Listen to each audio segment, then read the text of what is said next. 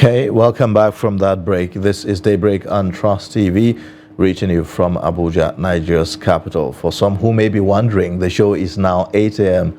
to 10 a.m. and not 7 a.m. to 9 a.m.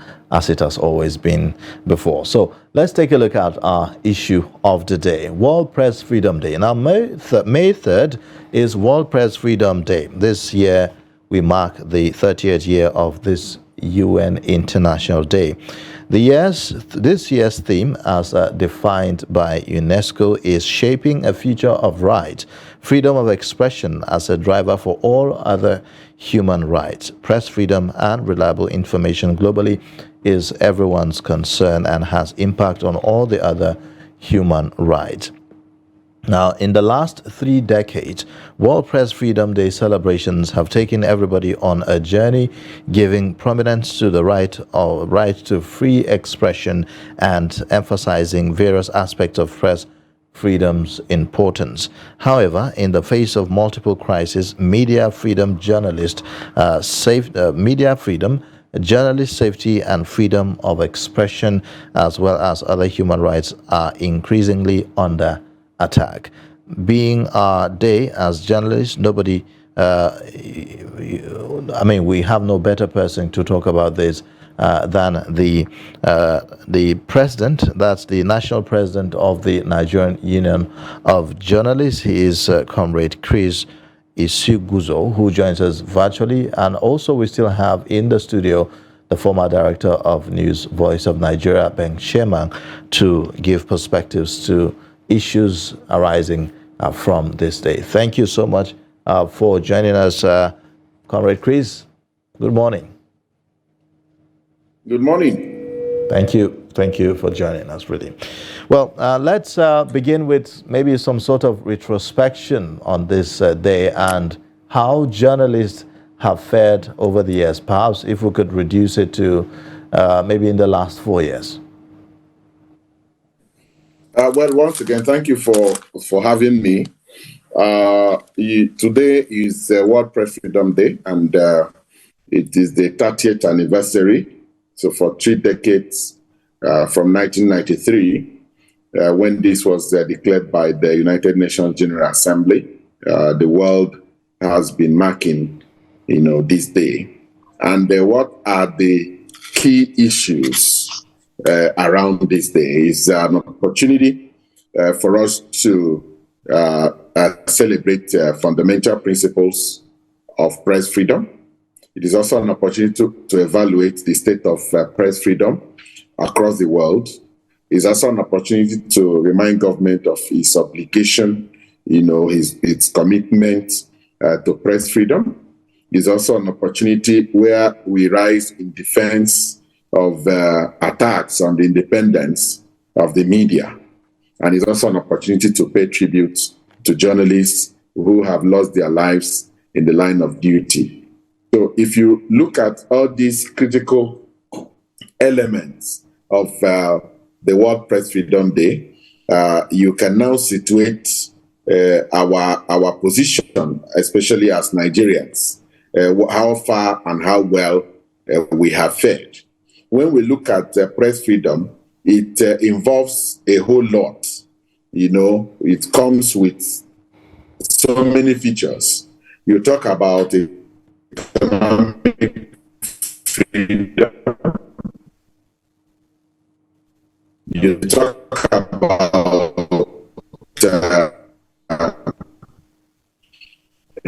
independence. All right. Unfortunately, we're having the glitches there. We hope to reconnect back to Chris so that he can continue with his thoughts on this special day. Well, but we still have Ben Sheman in the studio. Ben Sheman, if you may, talk to us about the journey so far for Nigerian journalists, to be specific. All these years that we've been celebrating or commemorating World Press Freedom Day, has there been any I would say improvement in terms of freedom of the press? In terms of freedom of the press, yes, there are improvements. However, there are also some areas of concern. improvement as per when you're talking of the liberty itself, the freedom to even set up a media organization, set up an own, propagate an idea, inform people. You have it, you know. There are improvements. Is that freedom expressed, the freedom to set up? Because we see in some instances that the registration fee is usually very high. So isn't that a problem? Yeah, you see, if you have the capability, you can buy an aeroplane. If you have, you buy a ship. Therefore, if you have the capability to own a media organization, provided you can bring in the equipment, provided you can employ, not just employ, you must sustain the workers by giving them their welfare. Because you cannot just have a media organization and yours is to use it to attack some agencies, attack some government, attack some individuals, but you can use it to make society better. And how do you make it society better? You also enhance the workers in that organization to ensure that they work for the betterment of society. And of course, the laws are always there. Yeah, when you say, is it better? Before now, we didn't have Freedom of Information Act. Okay. Stella, this Freedom of Information Act enables you to go to your local government and ask the chairman, look, armed with this, I want to know the allocation given to you. Yes, but did you receive? To what extent does that work in reality? Yeah, to what extent does that work? It could be argued that this is just on paper. It's only academic. Yes, you see, the law is there. It enables every Nigerian, not just journalists. So it's now. But how accessible, even with the freedom of information, how accessible is this? Information. Shema, I would rather say, to what extent do Nigerians seize the opportunity to use this freedom of information? Okay, perhaps let's go back to Chris, who we've been able to reconnect with. Maybe he can give us a perspective from that. Our guest in the studio is talking about freedom of information. Perhaps where you stand, you've been able to access some information on account of the FOI. Well, one thing we must know clearly is that the Freedom of Information Act is not a media act. It is a law that is open to every Nigerian. And while you look at press freedom from the availability of the Freedom of Information Act, I also want you to look at other existing legal frameworks. You look at the Cybercrime Act. To what extent has it helped to encourage press freedom? In fact, if you go to the details, the nitty-gritty of that act, you'll be wondering why journalists are still walking freely in the streets in Nigeria. Because that act in itself, it is a no-no. It is completely out of it.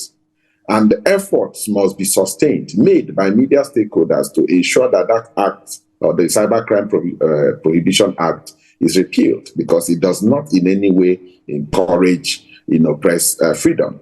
It's so sad that the fact that people are opening media houses has now been categorized as one of the fruits of press freedom in Nigeria. It's sad. Now, the same people that are opening media houses left, right, and center are not able to pay journalists. Like I was trying to give us a rundown of issues around press freedom. You talk about economic freedom. To what extent are journalists economically free to ply their trade? We talk about very, very poor remuneration for journalists. You are paid what is not commensurate with what you put in. Is that part of the way or ways of encouraging press freedom? Even those that are paid, very little distance, they are epileptically paid. People are owed 6 months. People are owed 8 months. It does not in any way encourage press freedom. Now we are looking at an array of politicians that have come into the media space, and they now own media houses. They own newspapers, print media, they own a radio station and television stations and what have you. And these people have their own, may not be defined, but they censor what comes out of the content that they dish out of those platforms. This does not in any way encourage, press freedom, because it is said that whoever pays the piper dictates the tune. That brings us to the issue of ownership of media houses. Now we're talking about press freedom. We are witnessing every day the incessant interference by the regulator. Today, the National Broadcasting Commission, the fear of National Broadcasting Commission is the beginning of wisdom for media practice in Nigeria. There is nothing you will do that they will not find fault. They are clamping down on media houses, radio stations and television stations with fines every other thing. They no longer allow people to express themselves. Today, we are celebrating World Press Freedom Day with the theme, Shaping a Future of Rights. And that theme also looks at press freedom as the key driver for all other rights. So whatever you are doing, if you're talking about fundamental human rights and the array of them, if there is nothing like press freedom, if it is not totally, not 99.9%, if it is not totally guaranteed, then every other right is in jeopardy. That is the clear thing. Okay. So it is okay, Chris, can there really be absolute right? You talk about total freedom, right? Can there be absolute freedom really for the press? Because it appears as if there is some kind of abuse of those rights by some, even in the space. So can we really talk about absolute freedom? Well, anyway, I must tell you that I agree with you that in every 12 there must be a renegade. It's natural, and that is why at the level of stakeholders, Nigerian Press Organization (NPO), which has Nigerian Union of Journalists, the Nigerian Guild of Editors, Newspaper Proprietors Association of Nigeria, Guild of Corporate Online Publishers, and others. We came together and we felt that we must find ways of more like a balance in the whole thing. Yes, you may not have what is completely absolute because there will be people that may want to go out of the line. Today we have the National Media Complaints Commission, the National Ombudsman, which we have put in place, which is more like a co-regulation. If you recall, quite recently, maybe last year or thereabout, the National Assembly, especially the House of Representatives, came up with about 3 bills. One, the bill was seeking to review the Nigerian Press Council Act. Of course, we have another one, which was also going to review the National Broadcasting Commission Act, and another one. And we felt that if we allow these bills to pass through, that we are going to have a major challenge in our hands as far as press freedom is concerned. In fact, press freedom was going to be put in the pigeonhole. We were completely lost. And we said, no, we are not going to allow that. And government came up with the issue of that. They were looking for a way of regulating the industry. And we felt that as it is practiced in other countries, especially Ghana, that is very close to us here, and some other countries around us, you allow the practitioners, the professionals, to regulate themselves. And that's why we came up with the National Media Complaints Commission, which is our own form of co-regulation. We have the Nigerian Bar Association there. We have, of course, the media eggheads there. We have the civil society organization and all that. We brought them together so that they'll be able to look at some of these infractions, some of these issues that come up in the course of these parties, and give a roadmap. And as a body, we have also reviewed or revised the Code of Ethics, which was last revised in 1998. This way, we'll be able to check activities of practitioners across the realm. And in that revised document, we also have Bill of Rights, because when you dish out instructions to the journalists, you as a proprietor, you should also have some level of law that will control your own activities. That we have done. All right, Comrade Isiguzo, I've listened to you and I've looked at the steps that the NUJ is taking to see how the media can regulate itself. Now, the thing is this, the media practitioners are not just people who just appeared on the scene. What they do is captured in the Constitution, Section 39, Subsection 2, empowers them to do what they do. And it therefore means that with that empowerment means that if they violate the law, there are steps that can be taken to address it. But what we see in most instances is that a state actor doesn't like a particular story by a media organization, and then there's a clampdown on that media organization, sometimes using the military personnel and all of that. How do you think that can be addressed instead of, seeking redress like going to court and all of that? No, one thing I must tell you clearly is that you have made reference to Section 39. I would also make reference to Section 22, Chapter 2, where we have been the responsibility of holding government accountable, ensuring accountability, transparency, probity, good governance is reposed in the media. Yes, the Constitution has merely sent journalists on an errand. There is no empowerment. There is no protection for the journalists. As we speak today, there is no single law that exists in Nigeria that protects the journalists, not one. All the reviews, all the amendments, all the bills, acts, and what have you, the Constitution itself does not protect the journalists. That in itself is a major issue as far as press freedom is concerned, because it is akin to sending somebody to go and catch the lion with bare hands. You and I would agree it is practically difficult, to achieve that. So if we are going to start the process of ensuring there is press freedom in our climate, then we must begin to look at our laws, review them, and also grant the journalist, the professional, some level of protection, because there's no protection for him.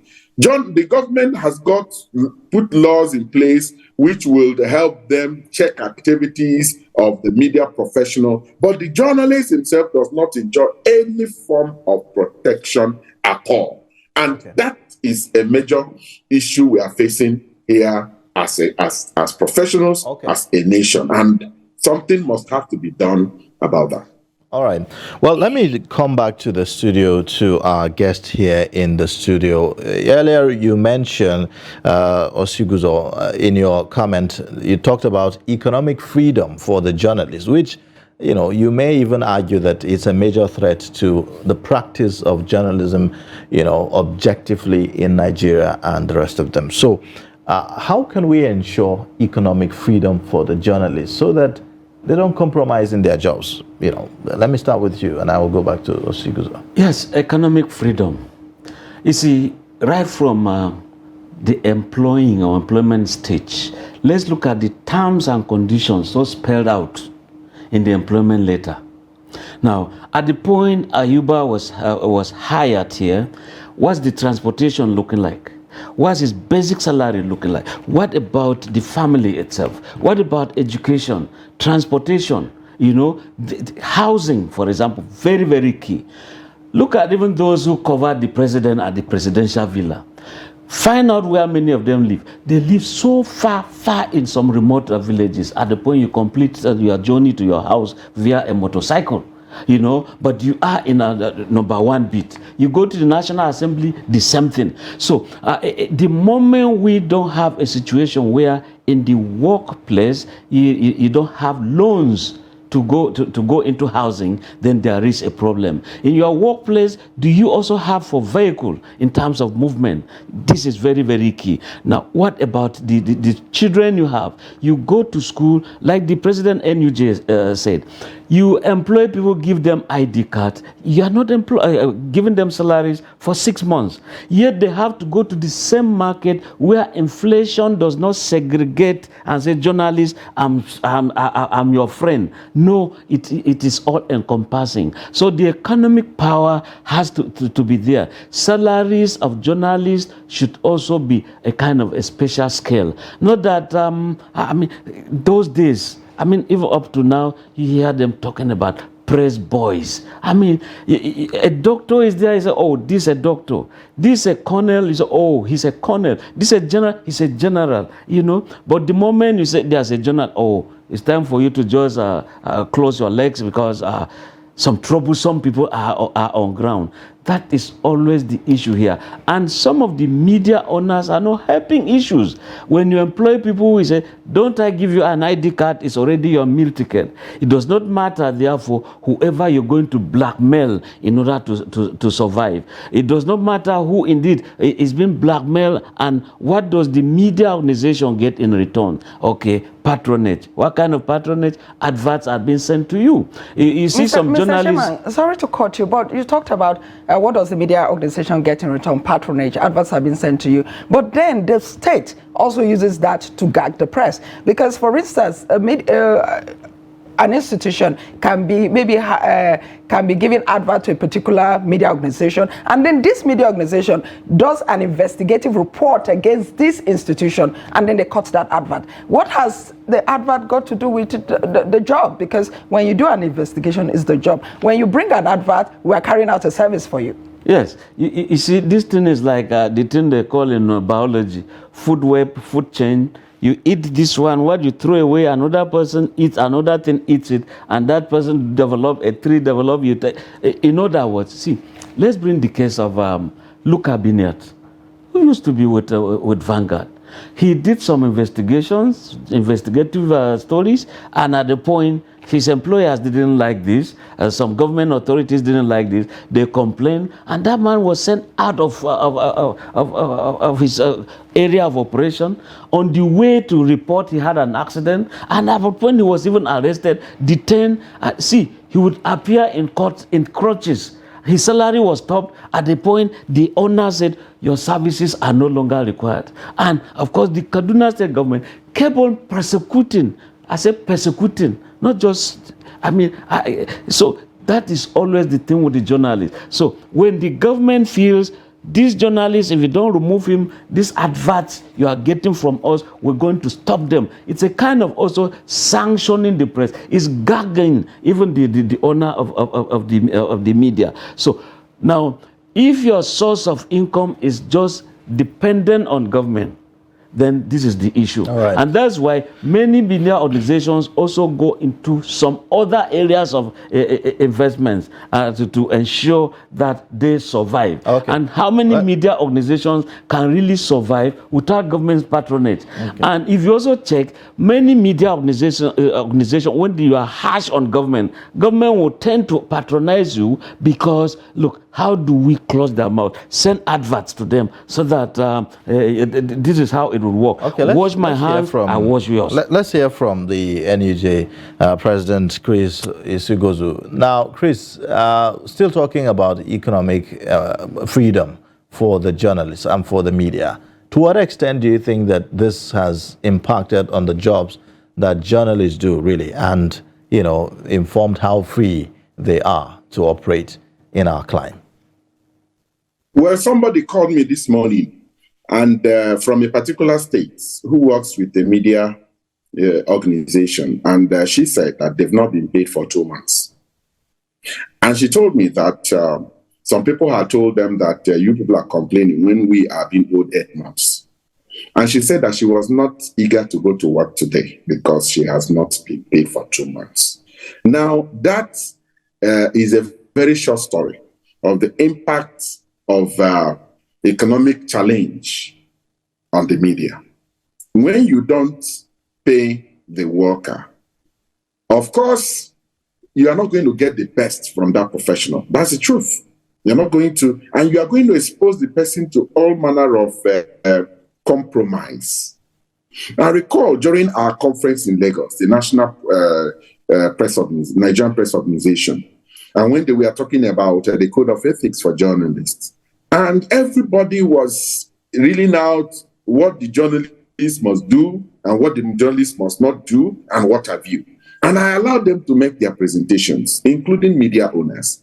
And by the time I stood up, I told them that the actions or inactions of any journalist is influenced by the actions and inactions of all of you seated here. And they were proprietors. When you don't pay the journalist, how do you expect him or her to keep in tandem with the ethics, the code of ethics you have reeled out? It will be difficult because the journalist does not go to the market to buy something and tells the seller that I'm a journalist and they will hand over the wares to him. He doesn't go to the mall and identifies himself as a journalist and everything is given to him, or to the gas station. No, he is the same Nigerian, just like any other person, and is influenced by what happens in the system. So I would tell you that this economic challenge is a very huge challenge we must find a way of addressing. The journalist receives about the least form of remuneration, and it's not a good one. That's why every other day you see talk about, some people talk about brown envelope, what is the union doing, somebody that is hungry, is angry, and can be exposed to a whole lot. That's the truth. And we must begin to address. That's why as a union, at some time we collaborated with Tratao Radio, Television, and Theatre Arts Workers Union of Nigeria to give birth to what is called today as weigh-in allowance, which most people who work in the state, federal organizations, media establishments, and the public establishments are getting. Weigh-in allowance was more like adding something to what they earn at the end of the month, which is still not good. As we speak, most states in the federation are not implementing the weigh-in allowance. Now, this is for public establishments. What about private establishments? They are not thinking about it at all. There are media houses as we speak today that have fully casualized media practitioners in their establishment. They have become freelance reporters. They now pay them based on what they contribute. That is casualization. And that's what we are witnessing in our time. How do you expect such group of professionals to fend or to attend to their own needs, their family needs, and people around them? That is a major issue that we must begin to address. All right, Comrade Isiguzo, there's this new trend, or I do not know about this, maybe it's been there for a while, where because we've seen a situation where groups now block certain journalists because of the kind of reports that they do, or they'll stop inviting that journalist for events. Is there anything the NUJ can do about that? Because that's the way of gagging the press. Some of reporters come and say that, oh, I've been removed from this particular group. I've been removed, and then you say, why did that happen? And then he says or she says it was because of the report we published yesterday. And you do know that that report was not false. So what do you think the NUJ can do about that? Well, that brings us to the issue of digital attack.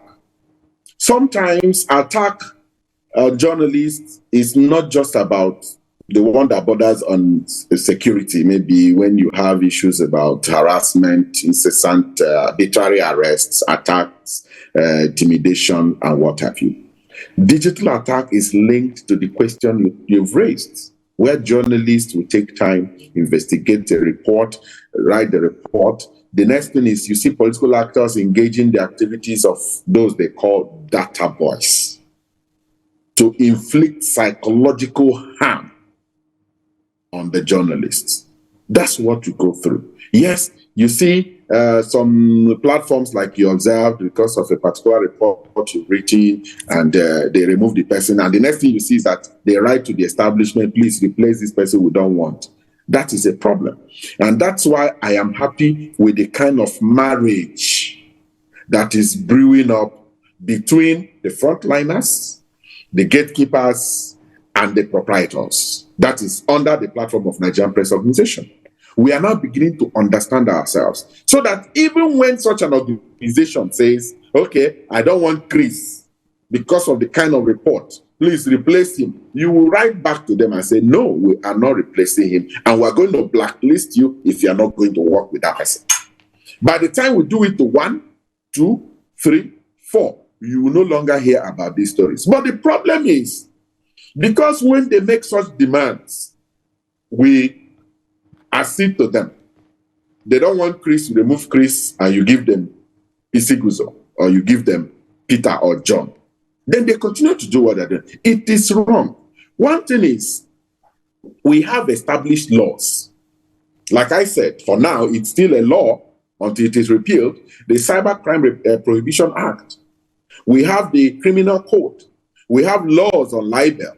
So if somebody has written something you consider is not real, or you have been so maligned, the laws are clear for you to explore them.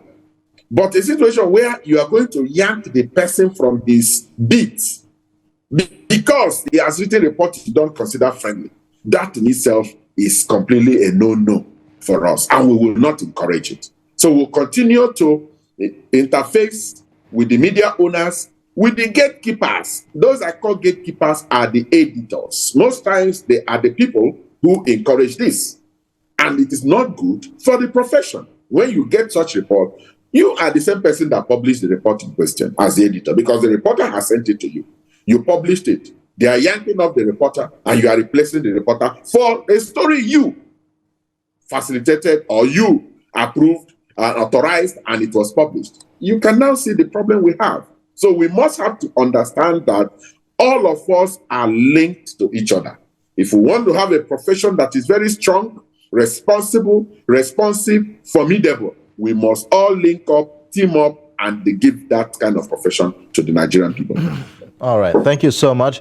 The National President, Nigerian Union of Journalists, Comrade Chris Isuguzo, and Ben Shemang, former Director of News Voice of Nigeria. Thank you for joining us on Daybreak and sharing your perspectives with us on this day, the World Press Freedom Day. This is where we end the discussion.